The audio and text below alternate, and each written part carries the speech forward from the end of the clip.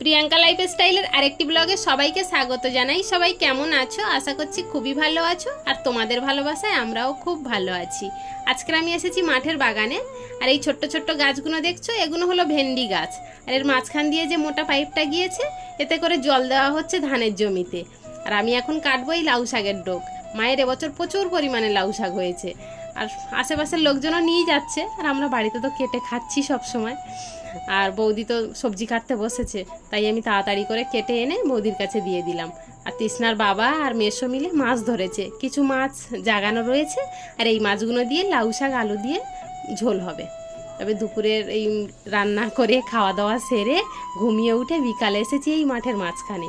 মায়েদের এখানে এলে আমার জিওর নেটওয়ার্ক একদমই থাকে না, ভিডিও পোস্ট করতে পারি না, কি কারোর ভিডিও দেখতেও পারি না।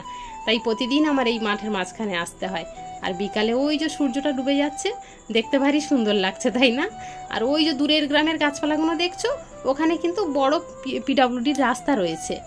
আর এটা হচ্ছে ফাঁকা মাঠ, বড় ফাঁকা মাঠ, খুব সুন্দর হাওয়া দিচ্ছিল জানো। আর সন্ধ্যাবেলা বাড়ি এসেছি, দেখছিলাম কাকিমা রান্না করছে, ভিডিও করছি, দেখে পরেই মাথায় ঘুমটা দিয়েছে, খুব লজ্জা পায়। আর এদিকে পুচকুগুলো বক্স চালিয়ে সুন্দর নাচছিল। আর আমাদের ওই পুচকুটা দেখছো ছোট্ট, ওটা আমার ভাইজি। ওরে বাবা, ওর যে কি আনন্দ করছে! ও জামা খুলবেই না, গরম হচ্ছে, ভিজে যাচ্ছে, তাও কিন্তু পরে নাচবে। শুধু বলছে পিপি আমার দিকে লাইট মারো, আমার দিকে লাইট মারো, আমি নাচবো গাইবো, এই করছে।